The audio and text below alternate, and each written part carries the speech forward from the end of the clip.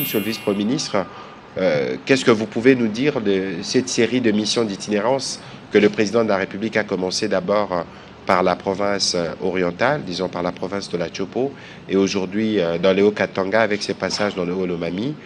Et puis par la suite, vous pourrez éventuellement être en mesure de nous dire globalement la situation sécuritaire dans cette province, et peut-être qu'il y aura l'une ou l'autre question. Monsieur le Vice-Premier ministre, vous avez la parole.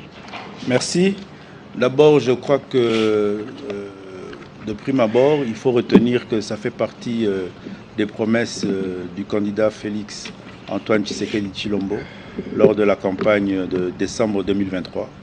Il avait promis à tous ses électeurs qu'il reviendrait vers eux, les visiter, leur rendre compte, les rencontrer, discuter avec eux et mieux comprendre leurs préoccupations, mais aussi rapprocher les décideurs des administrés.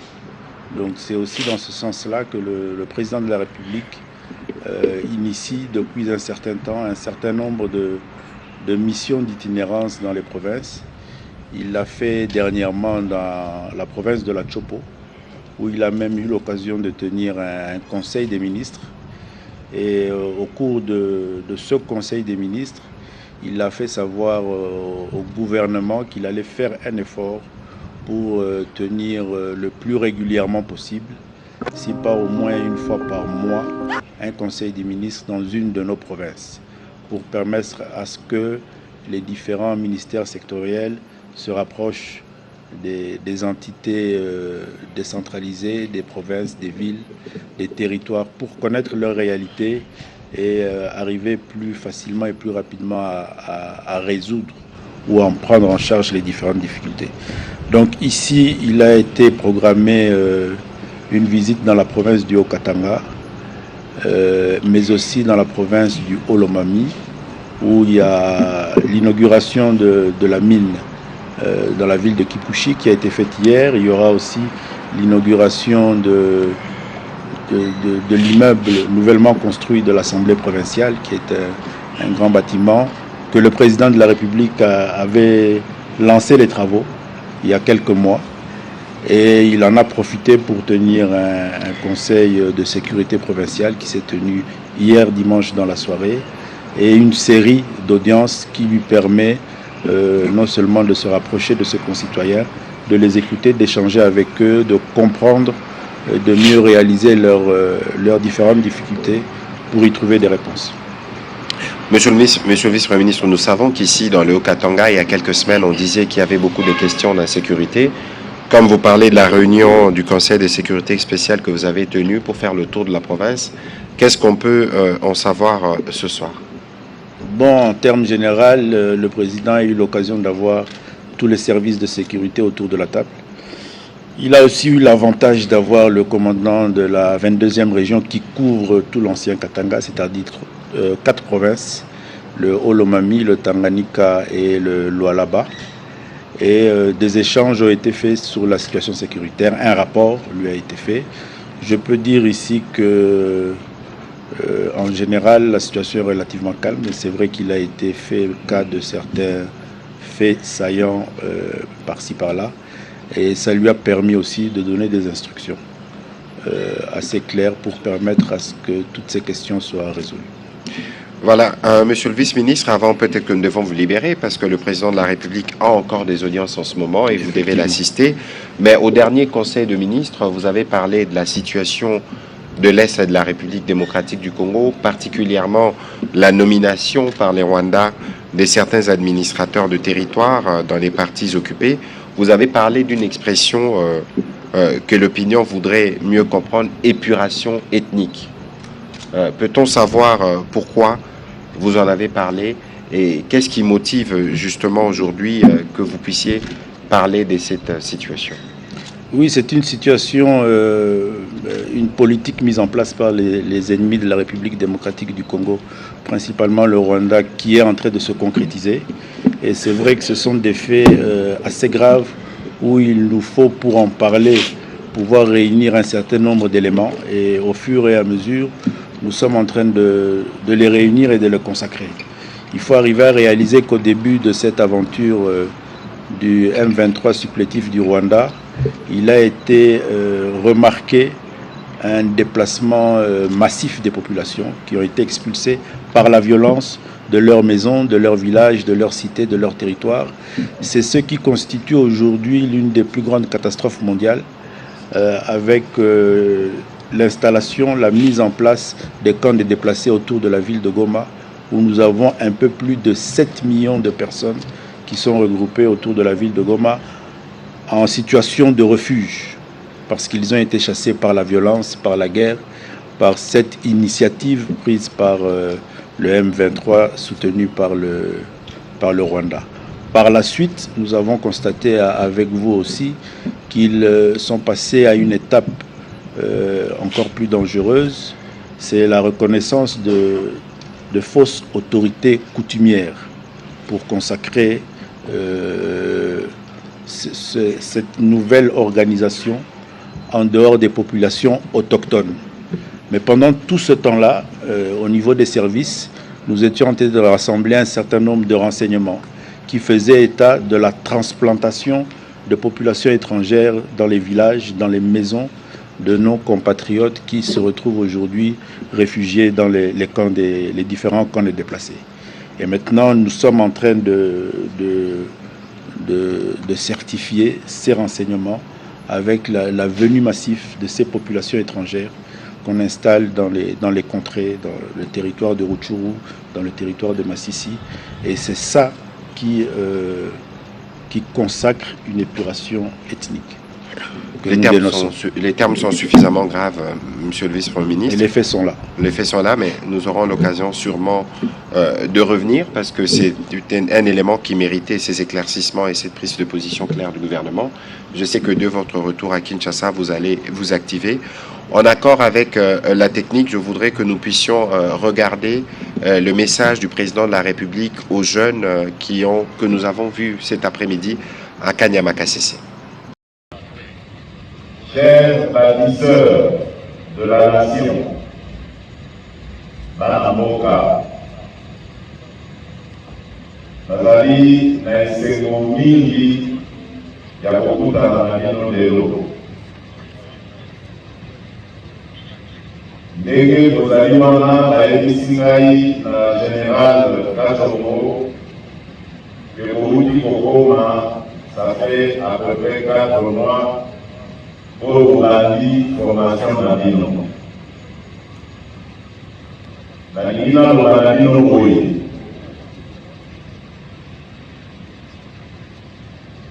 mingi kati na bino baponaki nzela ya bobungi, kasi biso bakambi ya mboka na bolingo oyo tozali na yango mpona bana mboka nyonso, bazala ya makambo malamu to makambo mabe. Na bolingo wana tolobi tokopesa congolaise na congolais nyonso chance ya ndenge moko. Ata okozwaki nzela ya mobungi, na bolingo tozali na yango oyo esengeli mpe tozala na yango biso banso bana ya mboka ya Kongo, bolingo mpona mboka na biso mpe bolingo mpona ndeko na biso congolais. Yango tolobaki tokorekupere bino, tozongisa bino na nzela ya malamu, boyekola misala, epesa bino mayele ya kosala vi na bino. Yango wana nalobi likambo oyo bouti kobanda, ça fait 4 mois, ezali nde koyekola kobongisa vi na bino. Passage na bino na centre oyo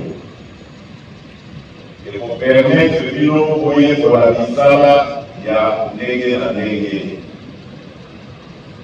kozwa expérience nsima na yango kopona nzela na bino ya kobongisa vi. Bokobala, bokobota, kokolisa oyo bino bana bakongole oyo bakoya koremplace bino ntango bokolemba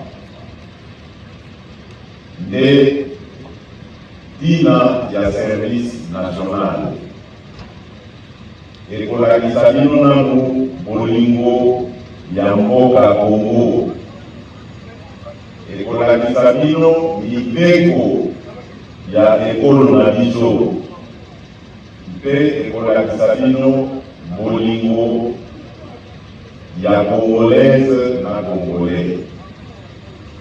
Bozali wana lokola babateli bate, bozali wana lokola baserviteur bangamba ya peuple congolais ete ya kobosa na bino.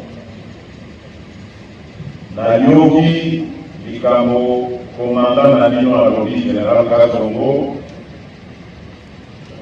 oyo ya traitement to salaire ya bato salaire moyen oyo ezali kopesama na bakambi ya service national ezali malamu te. Baministre oyo batali likambo ya lisolo bazali na ngai bayoki likambo Général Kasongo alobi. Voilà, c'était le président de la République qui s'exprimait devant la nouvelle cohorte des jeunes qui ont commencé il y a 4 mois au service national sous l'encadrement du général Kabouik. Monsieur le vice-premier ministre, tous les vendredis, vous nous parlez de la lutte contre la criminalité et les banditismes. Lorsque vous voyez ça, vous vous dites que nous avons une réponse qui fonctionne. Oui, on a une réponse. Il y a plusieurs initiatives.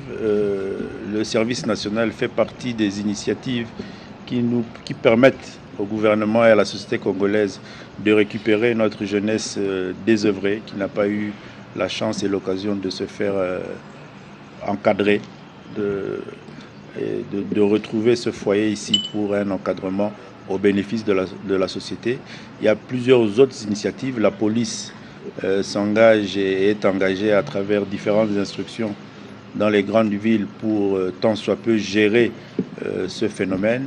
Nous sommes en train de multiplier aussi d'autres initiatives. On a lancé, sur instruction du président de la République et de Madame le Premier ministre, chef du gouvernement, l'initiative aussi d'encourager le pouvoir judiciaire à travers les actions de la police à mettre en place des audiences foraines qui permettent assez rapidement de gérer la problématique judiciaire de cette jeunesse délinquante, mais aussi qui est un signal fort vers eux-mêmes et vers toutes nos familles pour qu'ils sachent que le pouvoir judiciaire est là, l'État est là, elle prend en charge et elle sanctionne tous ces actes pénaux qui mettent en mal nos concitoyens dans nos cités et dans nos quartiers.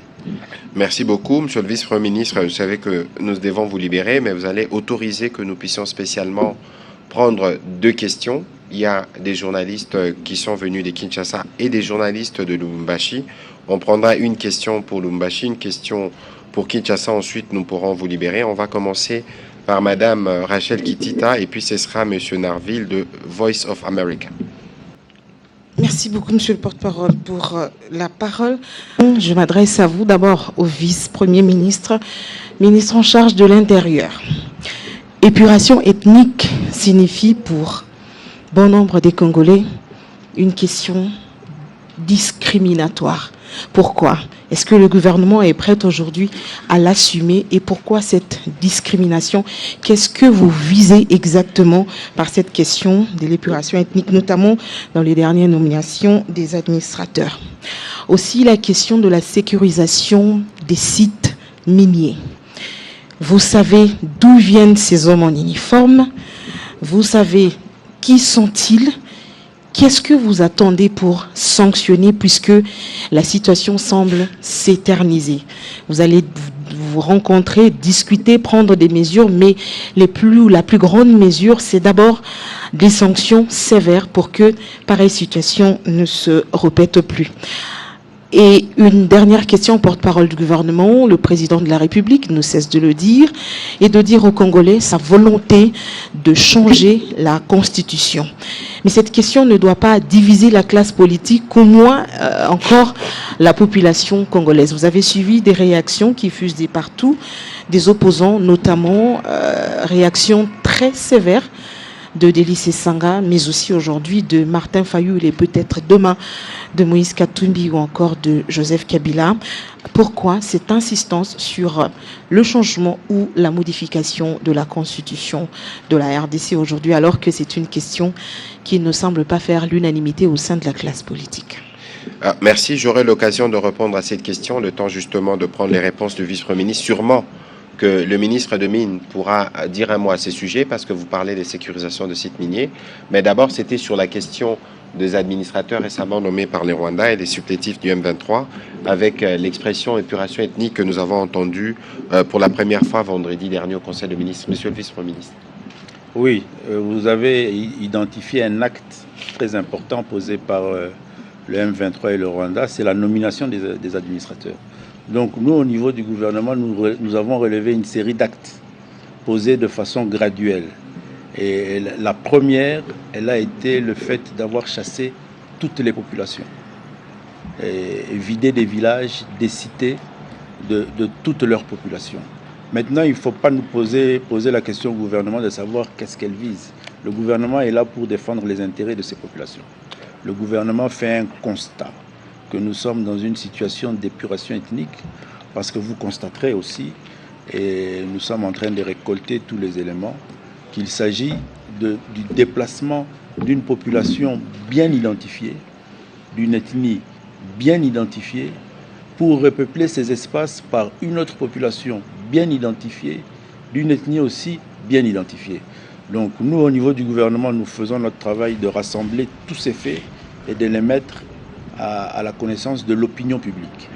Et nous passerons nécessairement, sûrement, à une autre étape, celle de la dénonciation, c'est-à-dire de la saisine de la justice au niveau international pour que tous ces faits-là soient actés et soient sanctionnés comme le droit international le réglemente.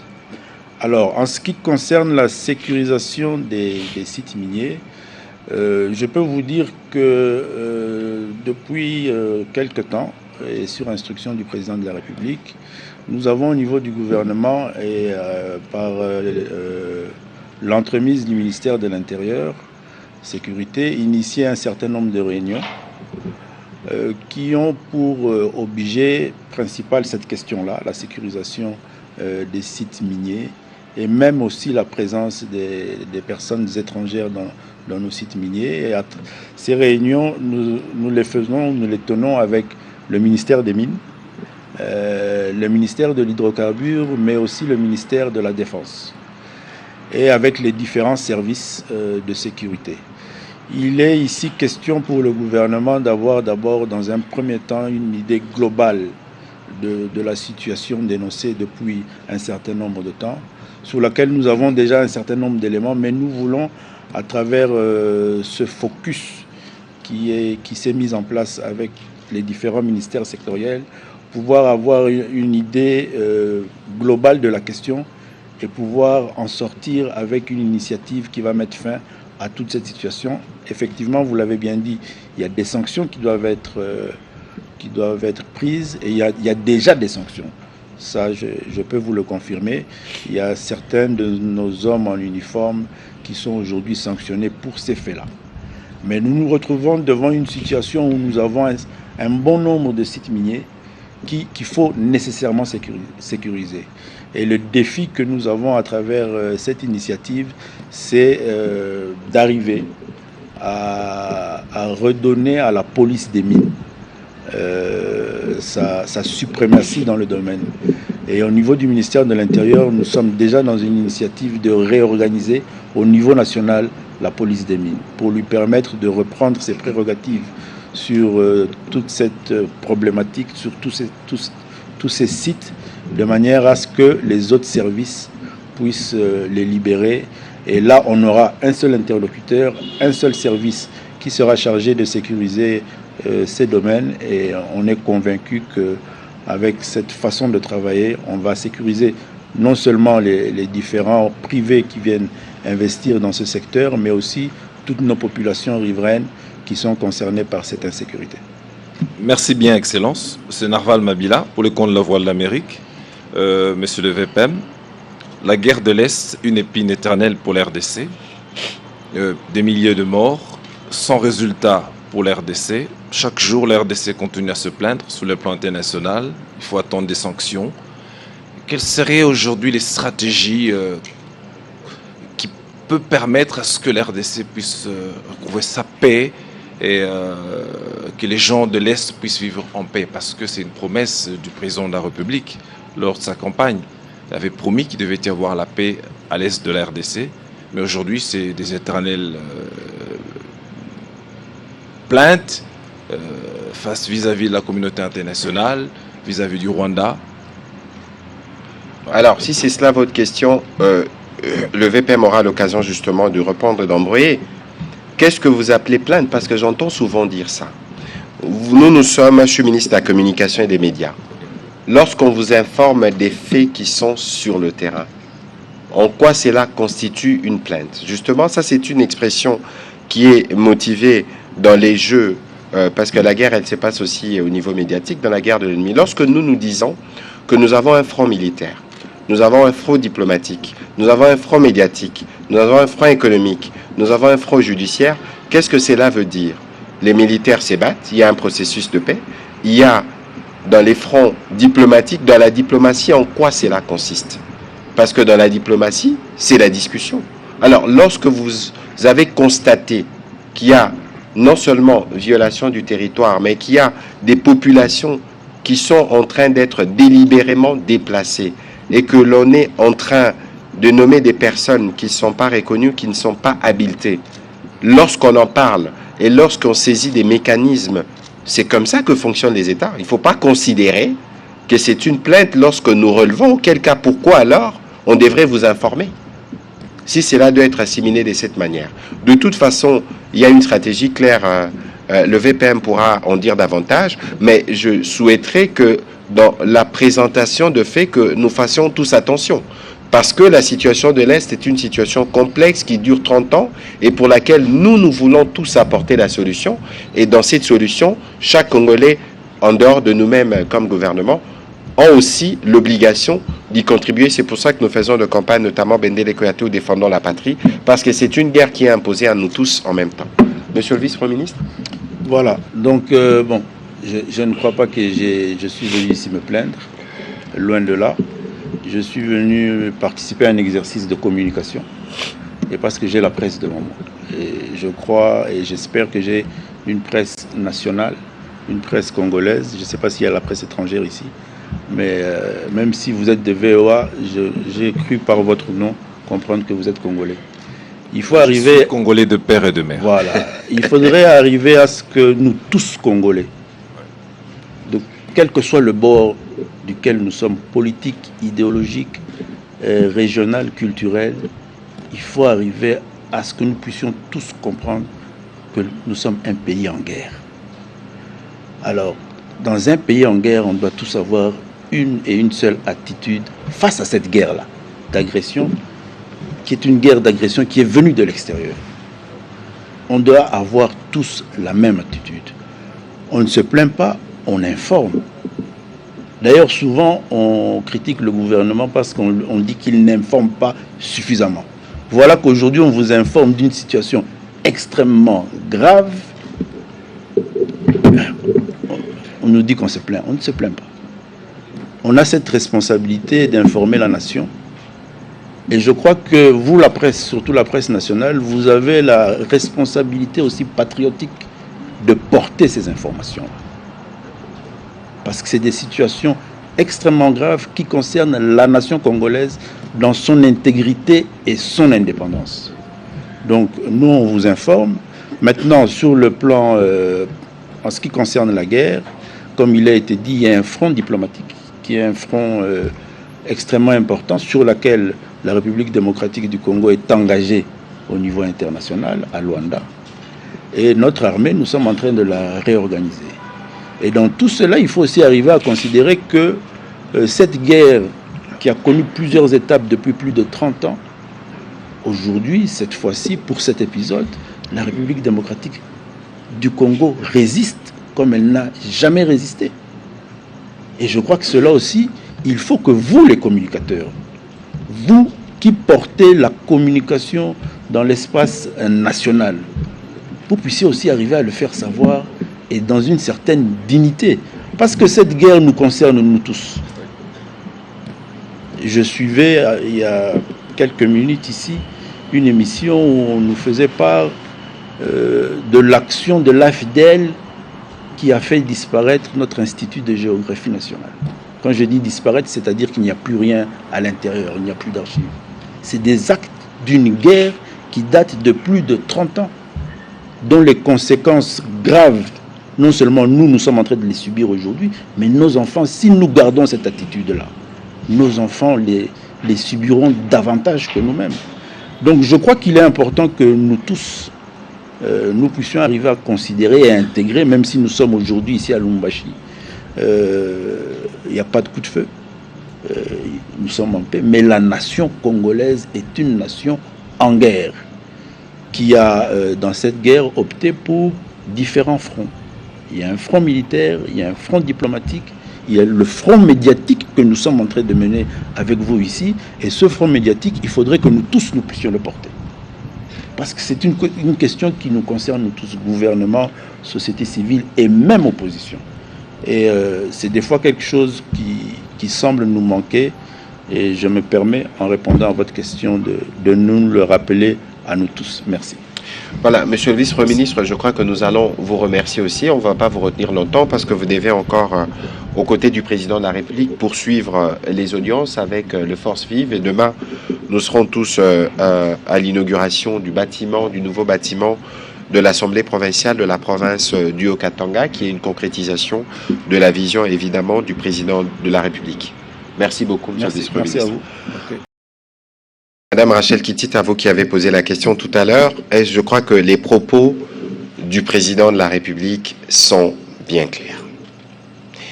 Je ne voudrais pas sortir de ma casquette de porte-parole du gouvernement, mais je voudrais quand même rappeler une partie de mon passé récent. N'oubliez pas que j'étais dans les G13, le groupe de 13 qui avait notamment milité pour de réformes électorales. Je me souviens que ici à Lubumbashi, nous sommes venus à l'époque rencontrer Moïse Katumbi pour lui faire part de nos propositions.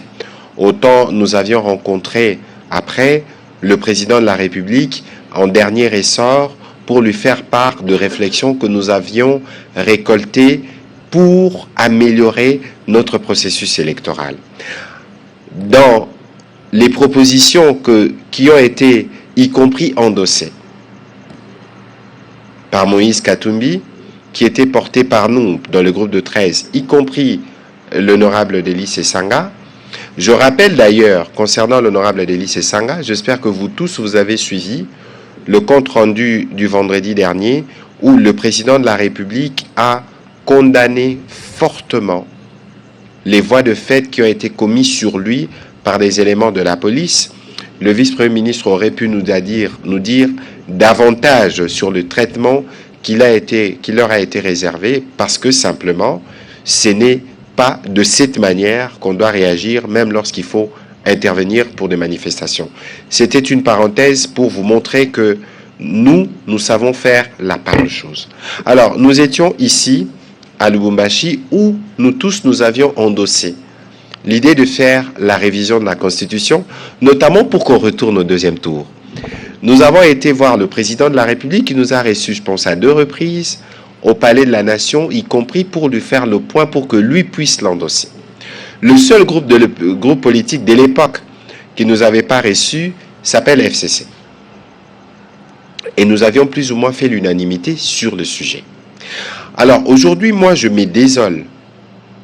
Je ne sais pas si on veut faire la politique en termes de show. Je ne sais pas si c'est une forme de haine ou de aigreur qu'on veut développer vis-à-vis de la personne du président de la République, parce que je ne pense pas que les débats devraient encore se faire sur oui ou non on devait retoucher à notre Constitution. Délice Esanga a été parmi les plus fervents avocats de cette révision. Et donc, vouloir empêcher aux garants du bon fonctionnement des institutions d'user de son pouvoir constitutionnel, de dire que nous devons réfléchir. Les termes ont été dits à Kisangani, ils n'ont peut-être pas été bien compris. Le président de la République, ici à Lubumbashi, a été on ne peut plus clair sur le sujet. Nous allons inviter une commission. D'ailleurs, ce serait bien pour l'honorable Sesanga de se joindre à cette commission parce qu'il en a toujours été les fervents défenseurs. Peut-être qu'alors, s'il a des appréhensions, parce que je considère ici que c'est vraiment un débat où on a des appréhensions sur les calculs, sur les intentions du président de la République. Ici, le président de la République qui est aux commandes de la République depuis 6 ans. Nous avons une constitution qui a été promulguée depuis 2006. Nous voyons, nous tous, certains goulots. Je ne voudrais pas aller en profondeur dans les débats, ce n'est peut-être pas le cadre qu'il faut, mais les Congolais ne réclament-ils pas aujourd'hui une double nationalité? Nous parlions du secteur minier ici, il y a beaucoup de Congolais qui sont experts dans les mines. Nous étions à Genève, nous avons rencontré des Congolais qui travaillent pour les organisations des Nations Unies, qui nous l'ont demandé.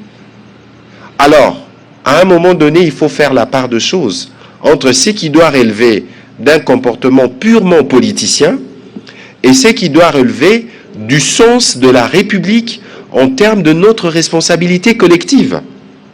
Si aujourd'hui, la volonté du président de la République, c'est d'avoir des structures étatiques plus aptes à répondre aux préoccupations de Congolais, où est le mal? Si aujourd'hui, c'est pour permettre à nos compatriotes qui ont pris de nationalité étrangère de jouir du fait qu'ils ne peuvent pas perdre leur nationalité d'origine, ça pose de problèmes à qui? Parce qu'une constitution a un objectif, on n'a pas besoin d'être juriste pour le savoir. L'objectif de la constitution actuelle, dans les contextes de son élaboration, on voulait mettre fin à la guerre. On voulait nous assurer que toutes les parties prenantes à la guerre peuvent contribuer à la gestion du pays. Mais aujourd'hui, qui ne s'énerve pas de voir que nous avons par exemple 700 partis politiques? Lorsque vous avez suivi les résultats des états généraux de la justice, où on estime qu'il y a des articles qui peuvent être retouchés. Alors ici, il faut nous sortir de haine, nous sortir des aigreurs, nous sortir du côté envieux ou du côté ambitieux à outrance, devenir président de la République à tout prix, pour ne pas empêcher aux Congolais d'avoir accès à des éléments d'information qui ressortiront de la commission qui sera mise en place et qui leur permettront de juger.